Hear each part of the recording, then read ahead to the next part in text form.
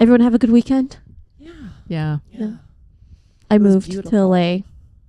Where? It was Culver City. Okay, that's not LA. not too It's bad. still in the bubble. Yeah. Yeah. I don't good. consider that LA. Is that weird to say? No, but I I love it. But it's better than 2-hour drive Oh, coming yeah. from San Diego. Absolutely. It's is. awful. Yeah.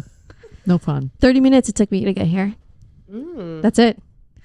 You guys ready? Yeah. We're ready. Okay. This is going to be a new intro. It's going to be great.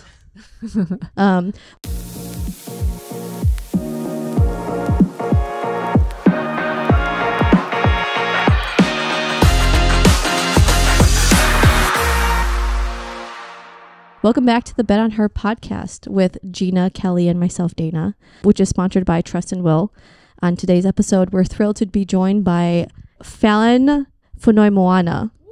Nice. Okay, a professional indoor and beach volleyball player and an all-around inspiring athlete. She has had an impressive career in the sport of volleyball with numerous victories and accolades to her name. Welcome.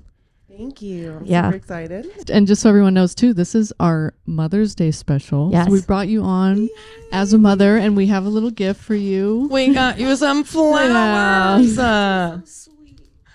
I don't know why the stems are so long. I didn't cut them. My bad. We were in a bind, but yeah. They look. I love. Those are nice. Yeah. Good job. Fowler's always great. But yeah, we wanted to have you on as a special guest because, you know, mothers are huge inspirations for all of us. And so, you know, you're a huge inspiration for a lot of women, mothers, and your son especially. So I guess getting into the topic of motherhood, I want to ask, like, what's the best thing about being a mom? The best thing about being a mom Yeah. is pushing your limits and always knowing that nothing is too hard. Like you can literally go off 1 hour of sleep and still go play a tournament, still have to go do all the groceries, feed another human, maybe feed yourself, take a shower, and you've accomplished a day. Like nothing is harder than that. So literally being a mom is like just knowing that you can be superwoman at any moment. Yeah, you are a superwoman, that's for sure. And what about like what advice do you have for future mothers too, or maybe like 3 things that you've learned since being a mom that would be really important for future moms to know too? First thing is give yourself grace. That's one thing that's really hard for moms is we are so hard on ourselves because we feel like being superwoman means literally having to do everything and not being nice to ourselves. Like, and not in this mean like beating on ourselves, but just not taking the time to do things that we love for ourselves. Because what we don't realize is if we're not happy, we can't make other people happy. Even if we try and if we want to do everything, it's grace. And the second thing would have to be, you know, there is no manual. Like literally you're having a kid and God is like, okay, here it is. And like people are going to give you their own advice about everything they want to tell you about their experience, but their experience is not yours. So you literally have to take every day and you're going to have to realize that you're going to make mistakes and each mistake is not going to be terrible or like everyone's going to die. No, it's small things like, maybe I shouldn't feed my kid this late, or maybe I shouldn't give my kid sugar at this time. Like it's going to be literally a trial and error. And the last thing is, you know, I think now my son is 10, and I think something that I had to realize 10 years down the line is I have to thrive, and I have to thrive in a way that I am strong, being vulnerable. And people don't realize that those two things go hand in hand, because being strong doesn't mean that I have to like bullhead through everything.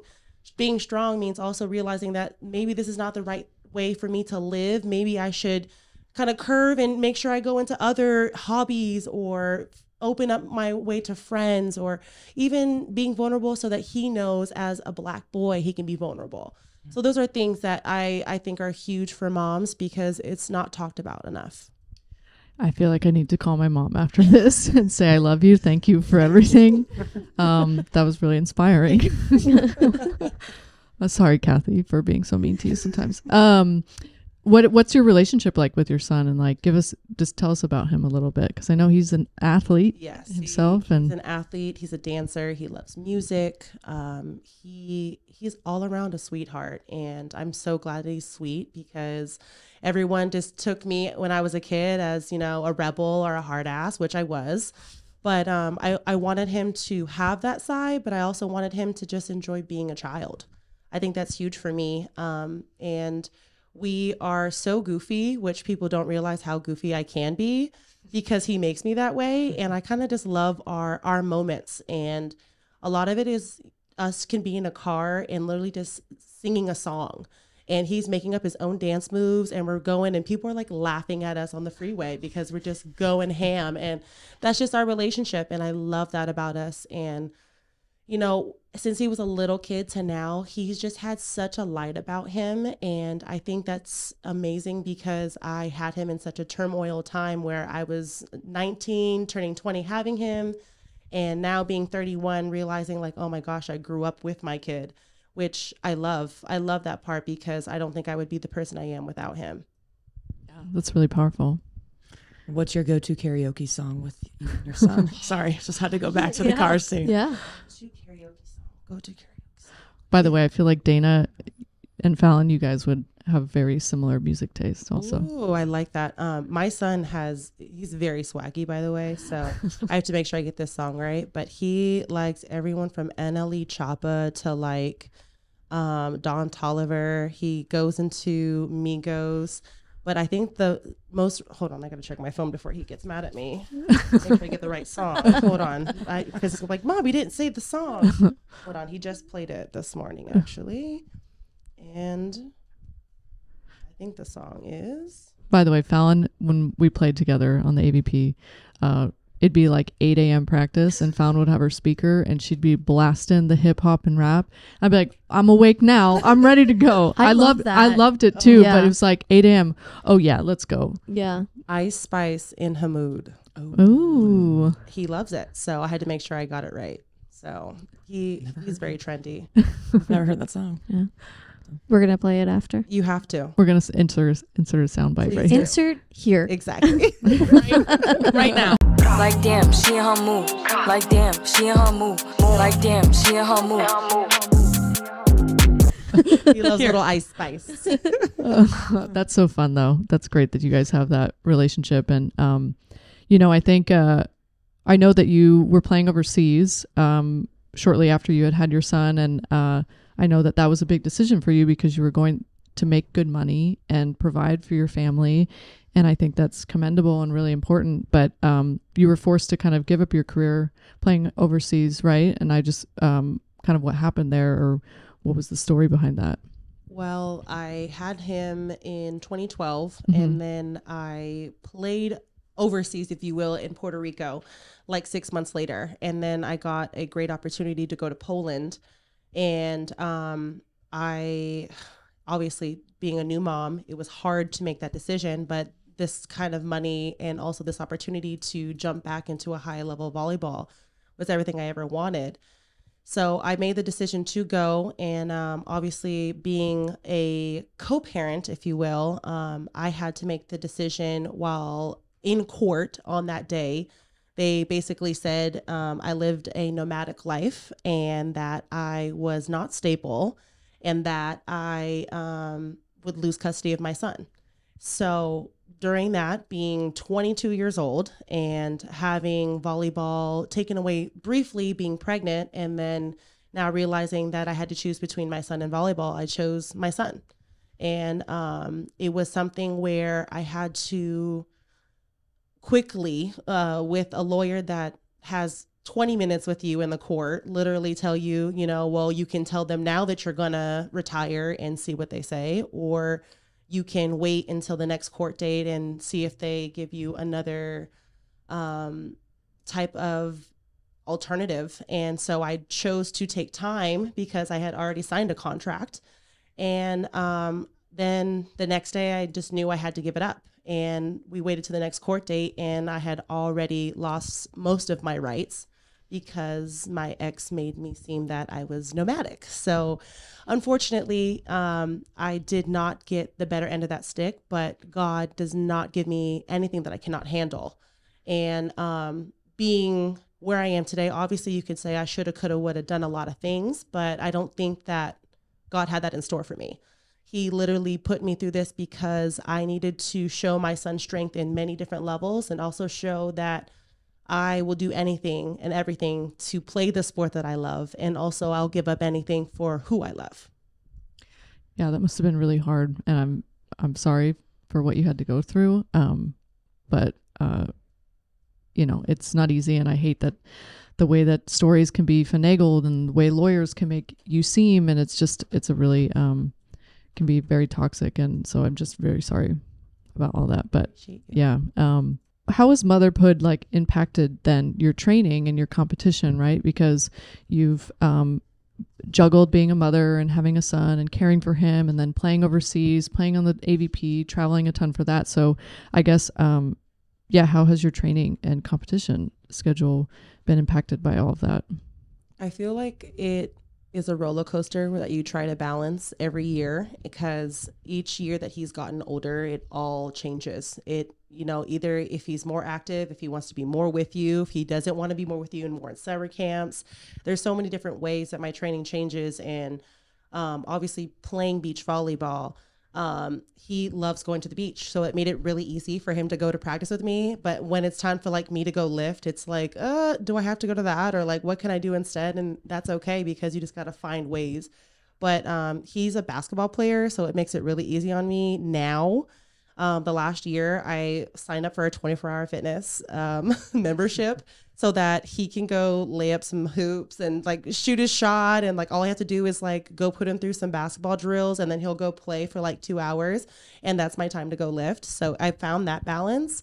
But I had to give myself a lot of grace, because, as a professional athlete, when I was in my tip top of like when I was in the best shape of my life, I wasn't eating as much as I was supposed to. I wasn't drinking as much as I was supposed to. Like, there's always something that you're going to like not do that's you're supposed to do.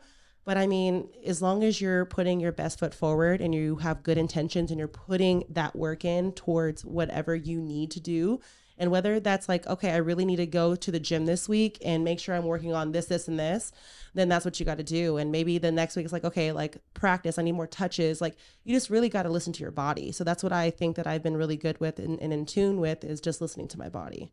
How do you prioritize time for like just yourself, given it sounds like your schedule is very chaotic of dealing with your training, lifting, and then your son's schedule as well? How do you find time for yourself? Ugh. Do you find time for yourself? Now I do, because I told myself in the 20s I was surviving, in my 30s I'm going to be thriving. So I literally put the that. 30s Snaps to that. great. No, Snaps to literally, that. I put that because the 20s you were going till you were on fumes, and unfortunately, like, that's just what you do, because you just feel like you have to like always grind. And I feel that way now, but I feel like in my 30s, like, I can say no, like, so strongly. Like, obviously, like, having a personality, like, saying no is important, but like, no to even like people you love is hard.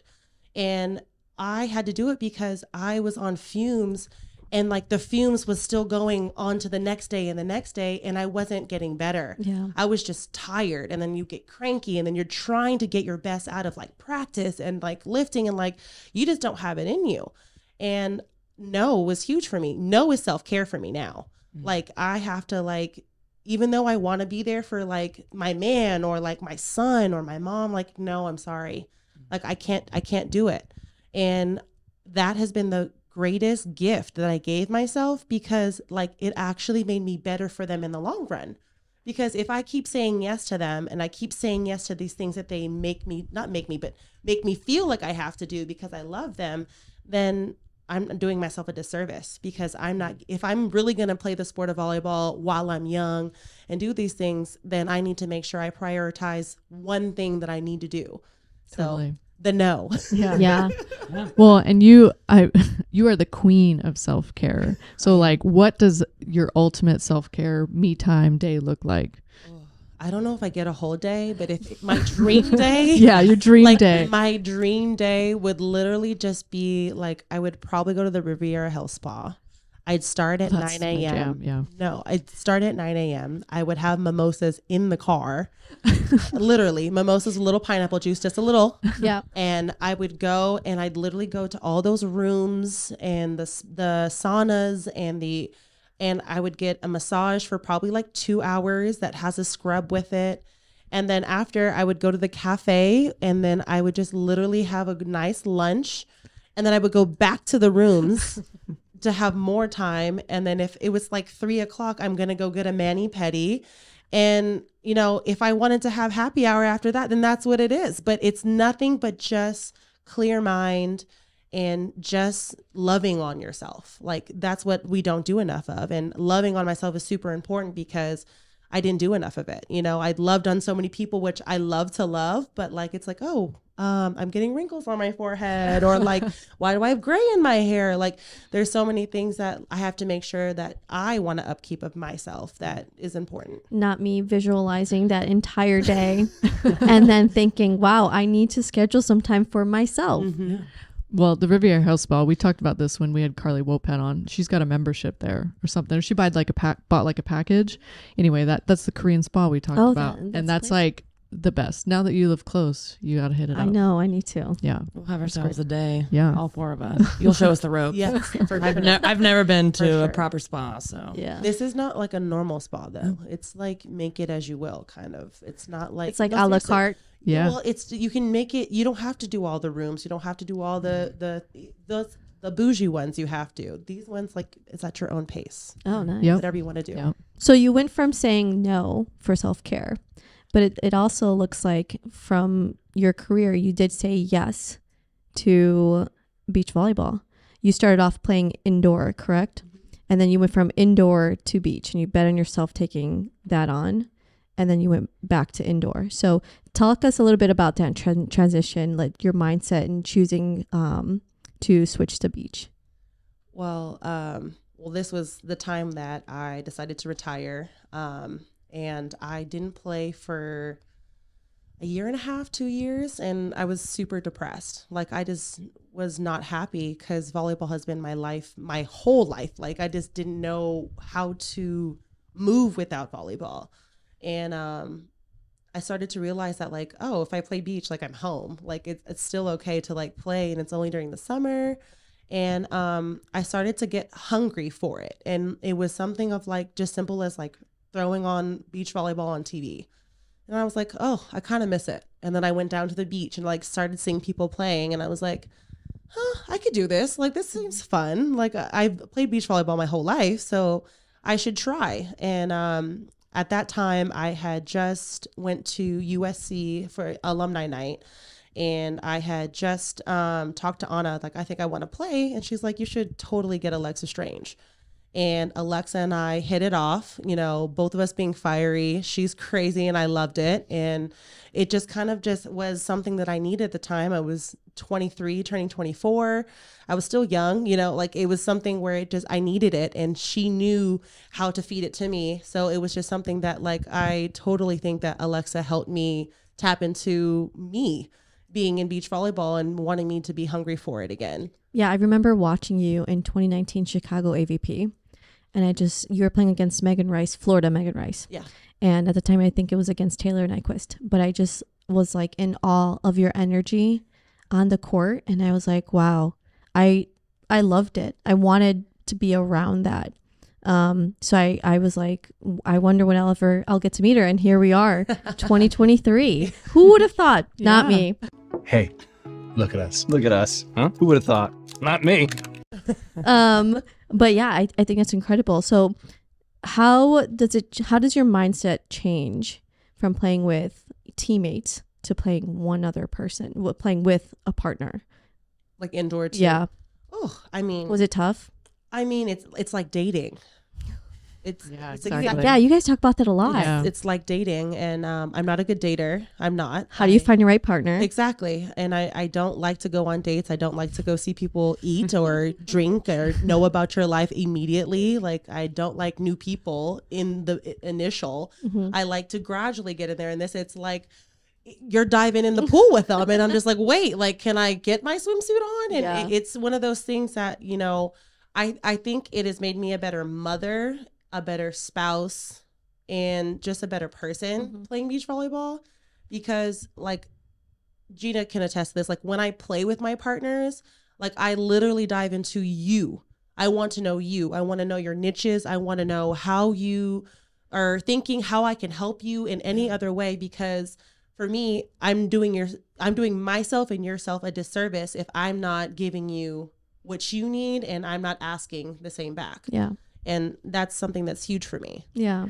Yeah. I mean, from personal experience, I felt so safe with you. It was just like this good, like relationship and the trust and just kind of, I don't know. I mean, she kind of felt like a mother to me, and I was just like, oh, she's like, Yeah. did you do this, Gina? Did you get your sleep? Did you take your vitamins? Here, take this beet juice before you go to sleep. And I'm just like, okay, yes, ma'am. Thank you so much. So then, like, you're back indoor, and now you have more teammates on the court with you. What is that like? Ooh, How do you it how was- do you it was navigate interesting. relationships? Because like you're not a dater. No, I'm not. So Athletes Unlimited actually is super creative because I don't have the same teammates every week. We draft every week, so I have different teammates every single week. So it's kind of like dating, but I call it speed dating. Oh. So it's like I kind of can get to know you. It's kind of quick, and then time's up, and I have to go to someone else. So it's like I get to get the superficial part of it, and then it's on to something else. And then, I mean, it's one of those things now that I went on tour. I was with these people for 5 weeks, and it's like, oh, wow. Like, I don't think we're a match, or like, oh, maybe like we could hang out, but I don't know. 'Cause we're always on the volleyball court or traveling, or like my brain's mush. So I don't know like what I like right now, but I don't know. Yeah. But yeah, as beach, you spend more time 1-on-1 versus like 6-on-6. You're with a team. There's a lot of different humans. There's a lot of different personalities. So you have to like bounce around. But playing professional beach volleyball, you really want to get to know your partner. And like you and Gina, like I would imagine you guys spend a ton of time together. So it's a little bit easier. So I guess getting into the AU Pro Volleyball, for the listeners that people don't know, like kind of what is it and how exactly does it work? I know you said there's like a draft, and then also want to get into kind of like what happened last year with it versus this year, because I know it was a little different. So Athletes Unlimited is an amazing organization that started off with softball, lacrosse, and basketball, and then went into volleyball and all women's sports. And they're owned by, why am I blanking on the name? They're owned by amazing people. I know their names. I'm going to get for you. Kevin Durant, one of them. Kevin Durant is He's an investor. yeah. John and I'm going to think of his name. Anyway, they are amazing. They actually put forward not only women's sports, but they pour in money for different opportunities. They do Zoom calls for every asset of life. So it could be social media, it could be investing, it could be psychology talks, mental health, nutrition. They really dive into the whole athlete, which I really appreciate. And something that really got me was that last year when I was signing to AU, they had childcare and they helped you pay your nanny. And they literally, like, even if you have a dog, bring your dog. And we have a dog friendly, like there were so many things that they thought about that when you go overseas, like it's all up to you. Like, yeah, we'll pay for their flight out here, but you got to make sure your kid's okay and this and that. Like even just taking care of your kids' like health, they take care of that too. Athletes Unlimited literally takes care of the whole family because they don't want you thinking about it. They want you thinking about playing. And that's a dynamic I've never been a part of. And I'm glad that last year to this year, I've been a part of it because this is pioneering for what we deserve. Like we honestly do so much for so many sports that the fact that they have gone into depth of these things is huge for me. Yeah, that's really cool. And then last year, I know you guys were playing kind of against each other. That was on ESPN. And then, Bally's. But then this year you guys did exhibitions, right, against college programs? Sure did. So we went 12 cities in 4 weeks.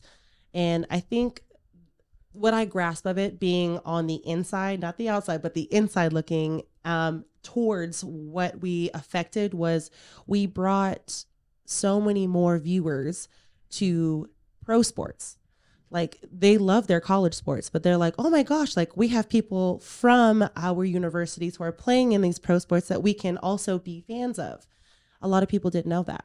A lot of people didn't even keep up with the pro part of it after they leave college. And unfortunately, that's what our sport does. That's why some of us go overseas, or we just go into beach or find a career, is because there's nothing for us after. And I saw, like, we went to Wisconsin, Sydney Hilly was there, and you literally see all of her super fans like, oh my God, you're still playing. This is amazing. Granted, she's a scientist for STEM research. So, like, she still has a full job that she's super into, but she's still playing, and they're buying her shirts and, you know, like willing to participate in her pro career, which you don't get to do unless you bring awareness. And this was more like face to face. This was not about the ESPN, the YouTube, the Bally's. This was like connecting face to face with people who actually love the sport. Yeah, I wasn't aware of Athletes Unlimited and the indoor league until I came across it on Instagram. And I was like, wait, what is this? And the energy there is very lively, very active. I haven't seen that in a really, really long time. I mean, you see it overseas. I feel like it's very popular, the atmosphere.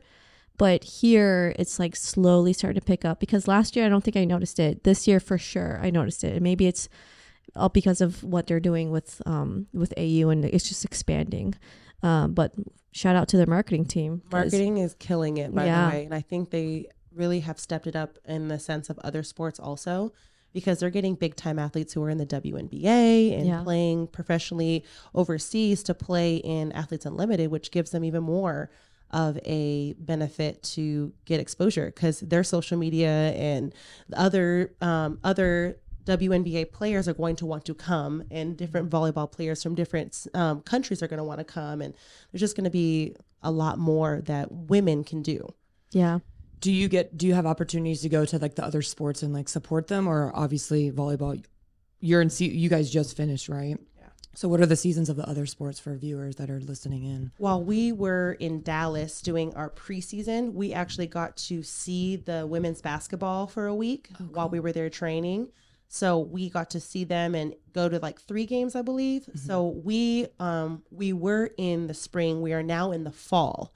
Mm. So it was women's basketball. It is us, and then it is softball, and then lacrosse. So we kind of go through, I guess, the end of winter through spring, summer, and then the very small part of that front fall part. Okay. And we leave winter kind of in the cold to rest. So yeah, what are you doing in the winter during like the off season? Is that your off season? So I guess I would be off season, but I know that every sport, they all can play different leagues. So I know that's not off. It's just another way for them to make money, for sure. Yeah. I mean, I'm sure that the money's good and it's guaranteed, and it's like playing overseas, but with perks of living in America and playing in America. Exactly. I guess I wanted to get your thoughts on AU pro volleyball versus League One, and also the Pro Volleyball Federation. So there's a few different organizations that are going to start coming up that are same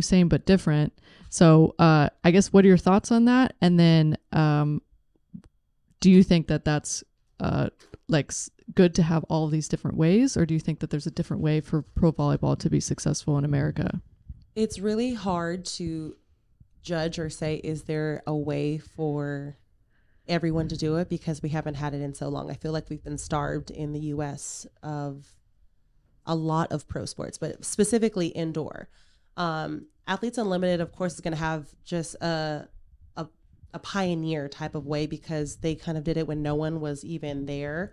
And now seeing the big impact of LOVB and Real Pro Federation coming in, there's just so much unknown, but I also think there's so much that all of them can do to make the sport as good as it can be. Like, literally growing the sport is what they're doing, and they're talking about it, and they're putting money into it, and they're giving little girls like I was an opportunity to stay home and do what they love in front of their family. And that's something that overseas you don't get to do. You have to like fly your whole family out for like, you know, European Cup, and woo, we got a bonus so you guys can come out. Like, no, we can do that here. And the big thing is that, you know, I don't know all the specifics for LOVB or for Real Pro, but what I will say is I know that LOVB is going to be happening in 2024.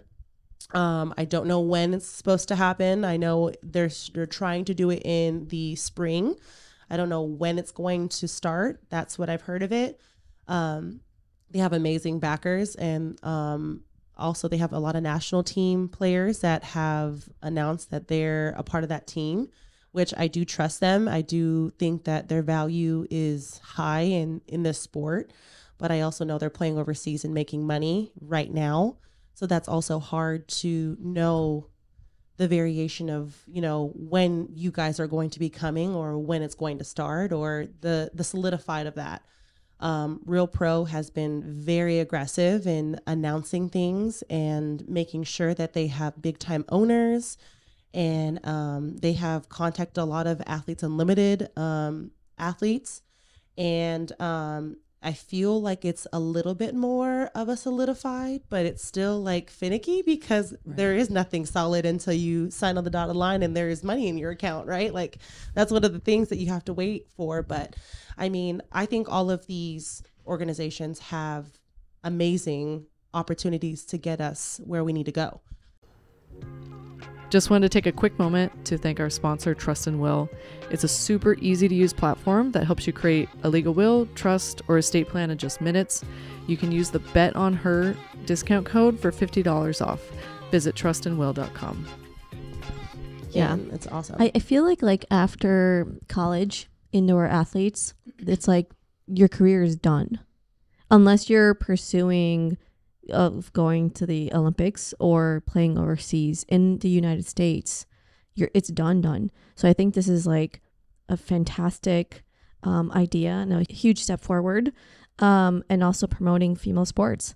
And yeah, I think there was a WNBA player that made this comment online. I think it was, I forget who it was, but she had mentioned like there's so many great female athletes and athletes out there, just not enough teams and not enough leagues. So I think that's untapped potential, and there's a lot of opportunity there. And I think this is just turning on that faucet, you know? Yeah. And I think it's good. I think, you know, you said it well, where we're just making people aware, even if it's happening with 3 different organizations and there's being money putting into it. So I think that's really important. Yeah, the volleyball world is small, so it's the talk of the town. Grow the game. Yeah. Yeah. What about your plans for AVP or beach volleyball? Do you have are you going to continue to play, or is that kind of up in the air? Oh boy, this is a scoop right here. Or you don't have to share if you don't want to. I gave myself the word flow for my 31st. Flow was super important for me because I felt like last year, like I was so excited to finally play indoor, and then I dove right into beach like a week after I got home, and I got burnt out. Like it was just one of those things. Like I played 6 weeks, 3 games a week in indoor. And then I went here and I like did 3 practices and went straight to lifting. And then all of a sudden I felt like a robot and I didn't enjoy it anymore. And I was like, you know what? Like volleyball for me, especially beach volleyball at this point for me right now, like, or when last year it was just, this is supposed to be fun. This is supposed to be, I'm supposed to be passionate about what I'm doing. And I wasn't. This year flow for me was like, I'm going to flow because obviously I was going into 12 cities in 4 weeks. So I was like, we're going to flow with this and see what happens. Obviously I've taken more time. I took a week off and didn't even like look at a volleyball or go to the gym. And a week after that, I started to go to the gym and just ride the bike and like go to yoga. And then now I'm like, oh, I kind of miss it now. I think I'm going to start practicing. And I like texted my coach and I was like, hey, I think I'm ready to go touch a volleyball because I know it's different than indoor, but I'm planning on playing some events. I don't know who with, I don't know when, but I'm excited to dive in. My body has felt so good this year. Going from COVID to this year, it just felt like my body just was out of whack, and now it just feels like I'm getting back into an actual professional athlete, like ready in a regimen way. So I'm really excited to tap in what that means and go from there. Yeah, that's awesome. That's awesome. Yeah. Yeah, we're ready to see you out on the beach. I miss your energy.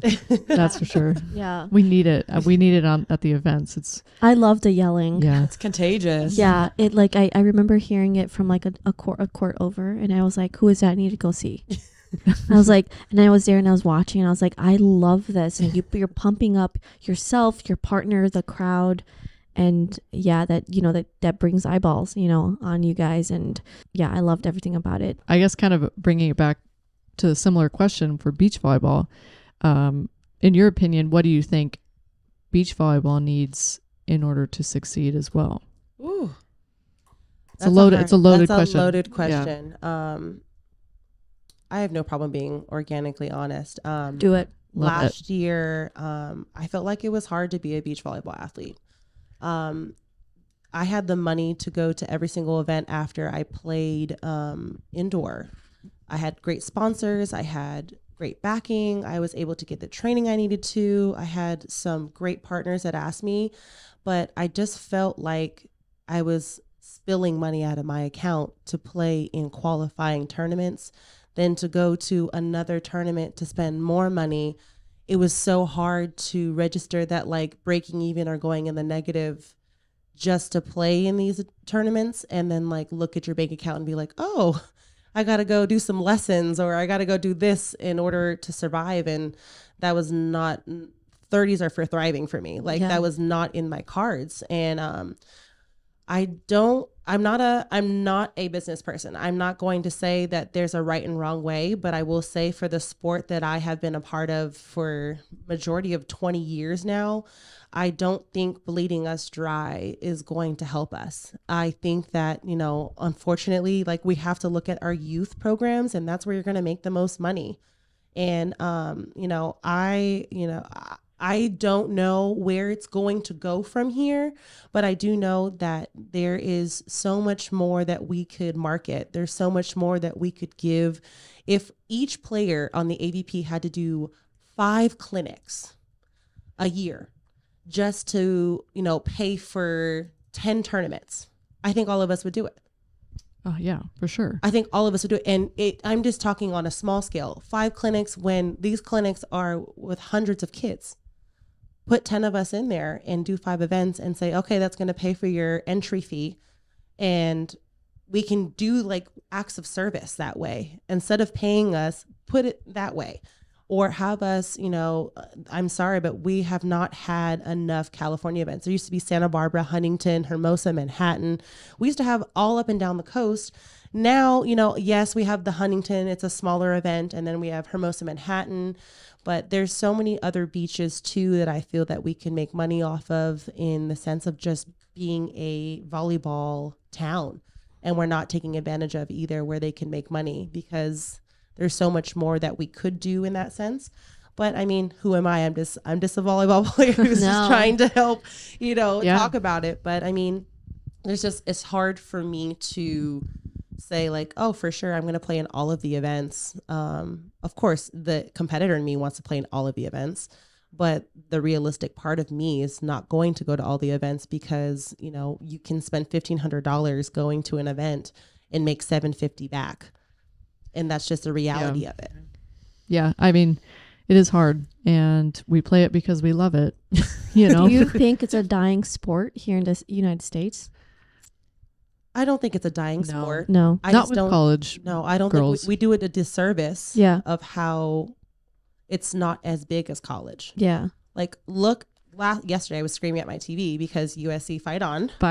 Sorry, Kelly. My Bruins. I'm going to speak to my Bruins. This is a part. Great. They played great. Though. They played great. I cried. I was watching it in Arizona. We lost in the semis, and I'm like, okay, I gotta watch the Bruins. Watching on the grassy knoll on this big jumbotron, I was like, come on, Brew.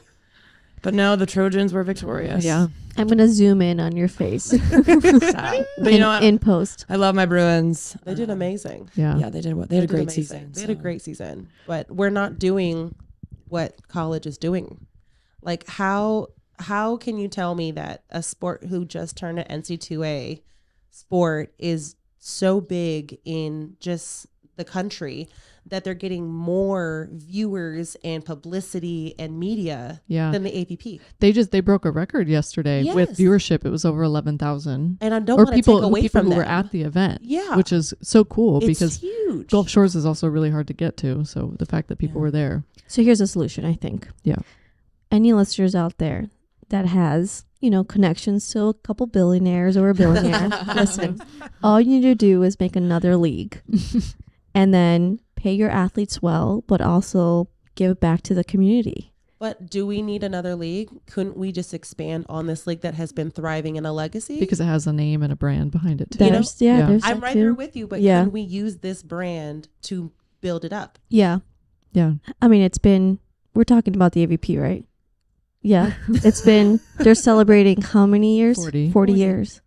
So we're talking about 40 years of what? Yeah. It's a very interesting topic, and obviously I know that there's a lot that we have only our experience as athletes playing on the tour or being a part of it in some sense, whether it's being a fan of media, etc. But I know from the business side of things, there's a lot of things we don't know either, and which is I just think that there's more. Yeah, that there's more that can be done. Yeah, 100%. Yeah, it just have to be open to it. Right. If there's a will, there's a way. I always say that. Absolutely. Yeah.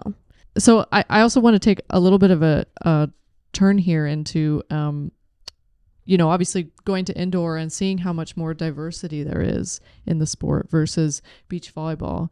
And I know I want you to speak on like how important that is, but then also kind of what needs to happen for us to see more Black females playing beach volleyball also. That's a...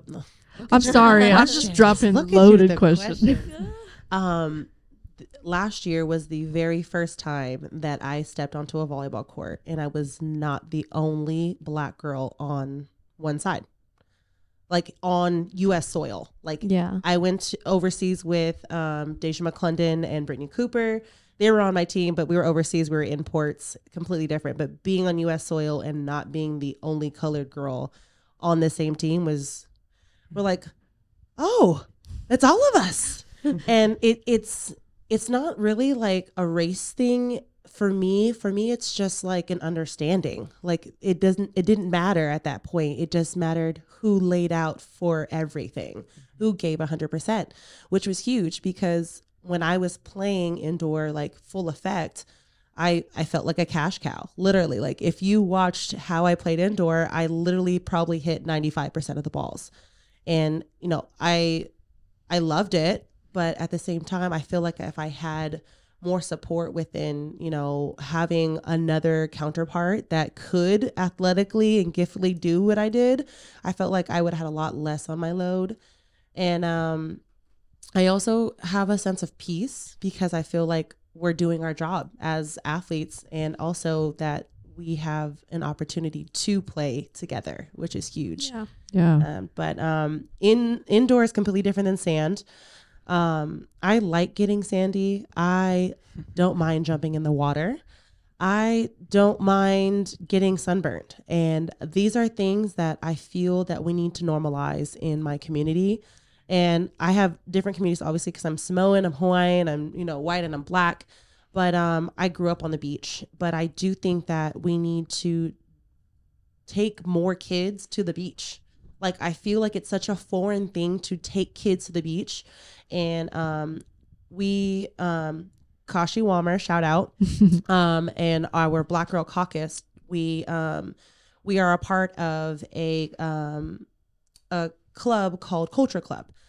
We would take kids from different areas and we would take them down to Bruce's Beach and just have them learn the culture of the beach, surfing, beach cleanups, volleyball, the history of just what Bruce's Beach was. Then they could build sandcastles and there was just so much more. And you see these kids never ever touching the sand, and at first ugh, it's in my toes.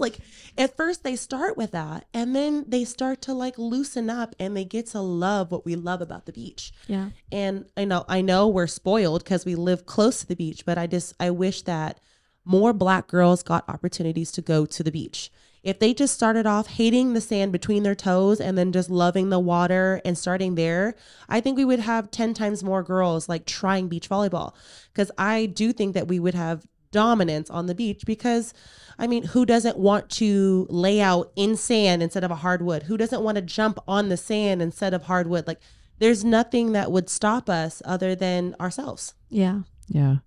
What was the name of it's called Culture Club? It's called Culture And Club. where can they find you for viewers that are listening, and like where can we Facebook and Instagram, it's called Culture Club. Okay. And then CULTUR Club, CLUB. And I know this, if you don't know, Bruce's Beach was sold back to the city. So we are taking this spring and summer off as they figure out their stuff. And then next year we will be going again. And they also cook too. They also do culinary in there too. Cool. So That's really cool. they do so many things and opportunities, and it's free. It's free for all kids. They just have to sign up. Yeah, that's awesome. amazing? It's a good opportunity. And I think, you've been such a great role model for a lot of Black athletes, Black females. And I know from personal experience when we played at USC together, not going to say it's because of you and Alex Jupiter, but maybe it was. But like before they were on the team, like the team was pretty white and blonde. But like, I feel like, you see color, and I feel like you guys really set an example there and started to get people, other girls interested in school, like USC, for example. So kind of, what does it mean to you to be such a big role model for these athletes? I feel like I didn't realize what it was while I was doing it. And now looking back and seeing that Alex and I were the only Black, and then you were the only Latina, and like literally like it was just us. And now seeing it, like I feel like I did every step of the way I was supposed to go on it, because now looking at the teams, literally like I see so much more color, so much more things that I don't think back then they would have dealt with, in the sense of just like the diversity or the attitude, or maybe she's a hard attitude type person. Like they would have never taken a chance on these girls. And now I'm just obviously going on tour too, I'm seeing so much more diversity as well. And that is just like, wow, we're growing in such a great way that anyone can play volleyball now. Yeah. Yeah. How involved are you with the USC program? I was more involved with the beach side. Anna Collier, shout out. She literally would make me go in those camps and go on the springtime, and we would play alumni against them and literally like kick our ass. I don't know if we can cuss, sorry, but No, you're good. she You're would good. she would literally like put us through drills, and you're dying. And that's just, I'm like, okay, I'm going to come back for Anna. I have not been there as much as I would like to with this previous team. Delaney Maple and Megan Kraft are two of my kids I had in camp since they were in 6th grade. I just have to say that. The Norse twins too. I've had them since they were babies and played against them. So I'm so happy that they're there thriving. Literally, they're amazing. I'm so proud of them. So I'm there from a background stance. I check in with the girls as much as I can and just kind of be mama big sister kind of thing. But I would love to be a part of the indoor as a mentor, as a analyst, as whatever I can do, because at this point I feel like I have a lot to give. I just don't know how to give it, in that sense of stretching myself but also saying no. So don't quote me on like what I can do, I can't do, but I would love to be there as much as I can to make sure that mentally they're where they need to be, and physically if they have questions like volleyball wise, I'd love to be there. That's cool. I'm a terrible alumni. I could probably do more for SC than I do. So gonna call my mom, and I'm gonna help more at USC. Well, I feel like, yeah, because Perfect. Thanks, Falyn. well, you're such a good mentor. You have that. I mean, you're a mom, so you have that nurturing love trait. And I think getting involved with USC athletics, I think they probably, I mean, maybe they need it, but I think you're so powerful. You have a voice, and I don't know, just listening to you talk on this table, it's like you have this nurturing love that I love. And I think you need to be heard, and you can probably, impact a lot of lives, a lot of females. And I know you did some coaching as well, some youth sports, high school. Are you still coaching, or what is that? I took a step back a few years ago because I literally have that, and it drains me because I love so hard. I would literally love my kids like to the brink where they're texting me about their personal lives, and I'm like, oh God, I need a glass of wine. This is a lot. You know what I mean? Like, and I feel like I had a teenager at that moment, and it's not a detriment to them. It was just more of like, okay, if you're still going to play, like you need to dive into you, because you were diving into like, okay, you're coaching them, you're doing privates with them, you're doing labs with them, you're talking to them about their personal life, but like, what is your personal life? Like I had to like start looking at myself. So I have not coached. I am actually going to be doing some camps this summer.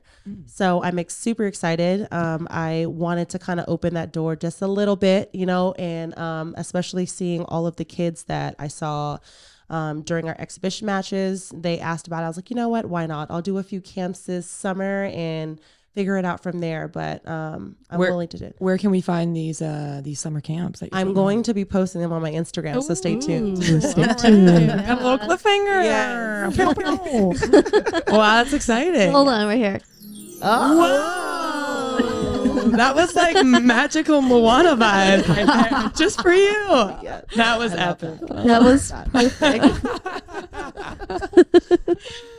Oh my gosh. Well, I've always loved your confidence, and I think that that's really important that a lot of women don't have.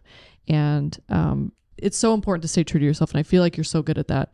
So yeah, I just kind of wanted to hear where that confidence comes from, and like what your self-talk looks like, because a lot of women, I'm sure, would love to hear about it. And I would love to hear about it. I mean, like I was going into was my 20s was surviving. I had to survive in so many different avenues of my life, but God continued to bless me. And I had to go into a point that like I didn't need to be in anybody else's shoes. Like everybody else's shoes is filled. Mine need to be filled. And there's so many ways that you can look at others and want to be like them and do the things they do or look like them. But you just have to look at different people and say, okay, I kind of like this about her. I kind of like that about her. You got to nitpick and see what works for you. And unfortunately, our community, no one looked like me. And I had great examples like Annette Davis and Jenny Johnson-Jordan. And, you know, that helped me because I'm like, oh, we're in the sport. I just need to find my lane. And I found my lane by honestly just finding my voice. I think that was something that really helped me, finding my voice. Of the reason I'm so loud when I play is because I know that volleyball can be taken away from you in an instant. And it's been taken away from me several times. So the reason I use my voice in that way is because I remember when I didn't have one. And the confidence in myself is, it's so crazy when you look at yourself in a mirror and you can just say, wow, like the person you were last year is a completely different person this year. And it doesn't have to be negative or positive. You just have to literally look at yourself and see like, you did that. Like I honestly can look in the mirror every single day and said, there was so many things put in my path that were meant to break me or meant to just ruin me. And I thrived every single time. I probably like crawled half the time, or I had to like, you know, get the blood and everything going. But I literally got to the top of the hill and made it every single time. And that's why confidence to me is literally my grit and my tenacity of life. I love living life, and I love the opportunities that have come my way because there's no one else that can do it like me, because this was mine. This was my path. And that just goes into every bad thing that's happened to me, every good thing that's happened to me, everything that I never even thought that would come my way, that came my way. Like, and, you know, sometimes you got to throw in a bitch here and there. And, you know, when you're in the mirror, like, yeah, bitch, you did it. Like, Yeah. You know, like you just got to have that swag. And I found it because it felt like I was my biggest cheerleader. And that was something that was super important to me. Like I used to be my biggest critic, and I noticed that wasn't doing me any good. It wasn't doing me any good at all. And it helped me in a lot of ways in volleyball, but in my life, like, what are you doing outside of volleyball talking to yourself like that? You know what I mean? Like, it's so hard to change your athletic voice to your real life voice, because like my athletic voice is like, bitch, go these people up. And Yep. it's just like, you know, like that's what my beach or my mentality is when I'm playing, but like when I'm talking to myself, like you're not going to say that to yourself. Like you're going to be like, yeah, you did that. Like that's different than talking to yourself in that way, because there's so many more things that you have to go through outside of volleyball. Like who I was outside of volleyball was super important to me. Your self-talk is very strong and positive, and you keep seeing the word thrive. And it just, is that like your mantra? I mean, we've had Nicole Davis on a few episodes back, and she was discussing, you know, the concept of personal philosophy. I'm going to throw this out here on the spot. Do you have a personal philosophy? If you could, whether it's like a saying or a mantra, like what is it that you live by every day? I mean, I don't have one for every day. I mean, I told you when I turned 31, flow was very huge for me. Surviving obviously my 20s, and 30s is for thriving. Thriving is so many different things you can thrive off of. And thriving is in any obstacle that I want to be able to thrive. And thriving doesn't mean winning. That has nothing to do with it. Thriving means like I did everything I could in this way and I got everything out of it that I wanted to. That's thriving to me. And thriving also is like, damn it, I wanted to go to happy hour and I called all of my friends and none of them made it, but I went by myself and I thrived because I followed through on exactly what I wanted to do. I thrived. Yeah. There's so many different things that you can do to thrive that, you know, I don't have there. Again, there's no manual for this at all. But thriving to me, it just takes so many different things. I try to live every day with a thrive, you know, some thrive moment for me. Yeah. I love that. That's so powerful. Me too. Yeah. I have to steal that from you a little bit. Thriving in our 30s. Yeah. It's We're like all 30 here. It's like finding the W in the day. Yeah. It's just celebrating the small wins. Yeah. Yeah. There was a time that I was depressed and I had to find a way to be happy again. And I did 31 days of happiness. That was like my way of thriving. And it could be like so weird of like, I'm going to make a little charcuterie and sit on this balcony and just watch the sunset. Or it could be like, I need to go up to PV and just watch the ocean with the sunset. Or it could be like, you know what? I'm going to sit in this moment in silence or listening to Sade and having a glass of wine. And there's so many different things I did. And it was either by myself, isolation, it was with friends, but there's different things that I chose to do that I loved and made me happy every single day to get there. So that's important. I think we should carry that into every day too. Yeah. That's good. I wanted to ask one last question that is brought to you by our sponsor, Trust and Will. They speak on the importance of legacy. And we were wondering what legacy means to you or what legacy you want to leave behind. Ooh. See, you two are going to get there. Good job, T. Legacy is huge. I feel like legacy has been a lingering word that has always been over me since I was probably like 3. Having my uncle Eric, having my mom being a great athlete, my whole family was just super athletic. Legacy was just always talked about. But legacy means completely different things now to me than back then. Legacy to me now means that I have fought for everything that I want to fight for that makes the world better for my kids. That's legacy to me.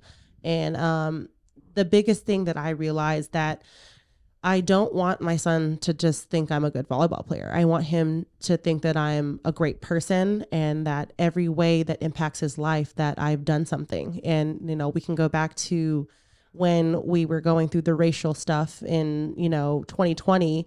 I always put him at the front of my mind to make sure that I left a legacy. If he ever asked me, like, what did you do at this moment in your life to like make a difference? I want him to know I did.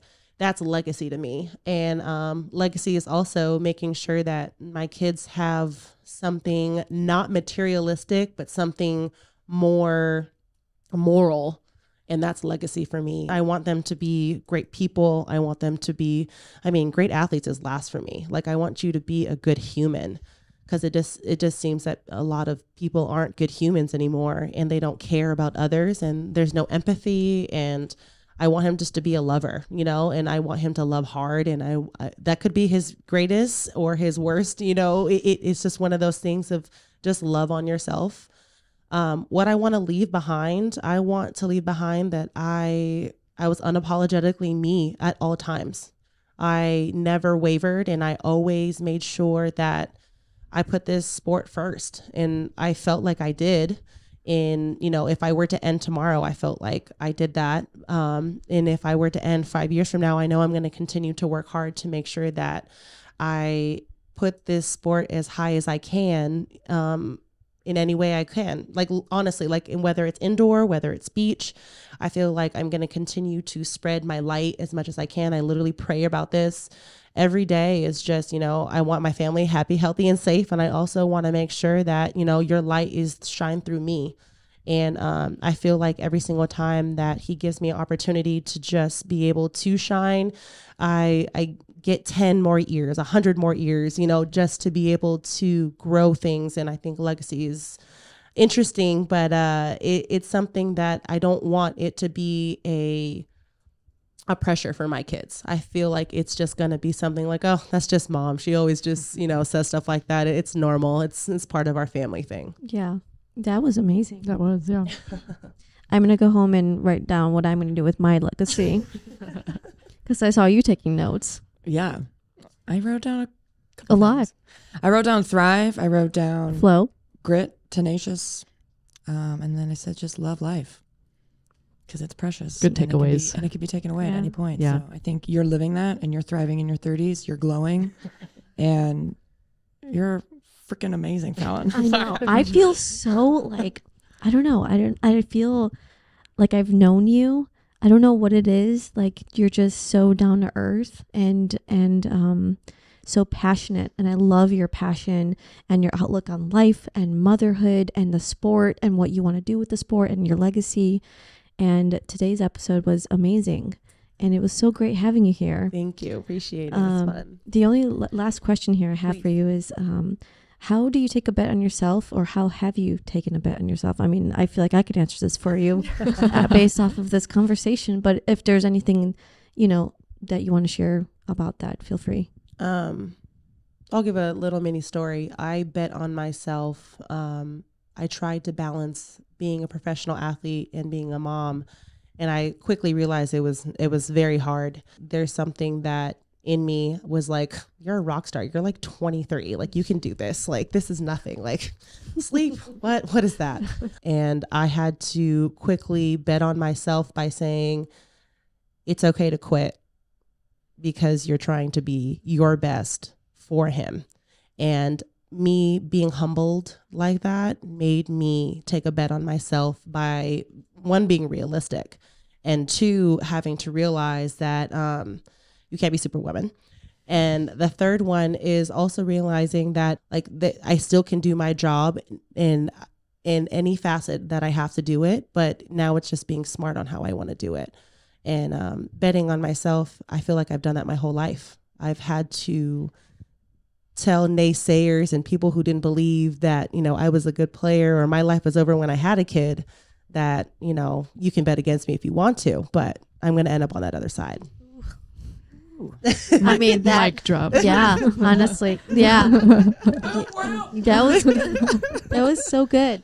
I mean, I love this Mother's Day special. Me too. We should, we need to bring you on again. For sure. I'm down. I feel like we're just scratching at the surface here. Yeah. I'm like gripping my seat and I'm like, there's more. I know there's more.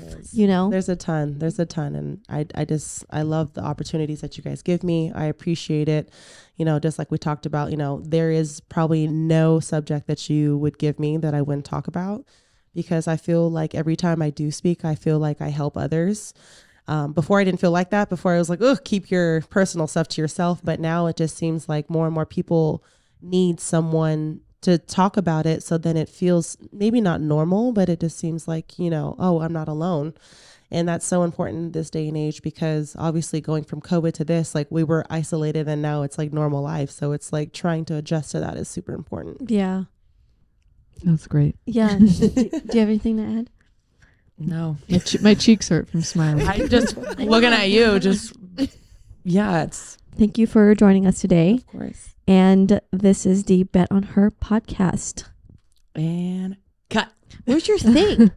I don't know if forgot it. I forgot the God. little whatever thing. We'll do this. Oh, I'm much better. And cut. I need like sparkles around my face now. Seriously.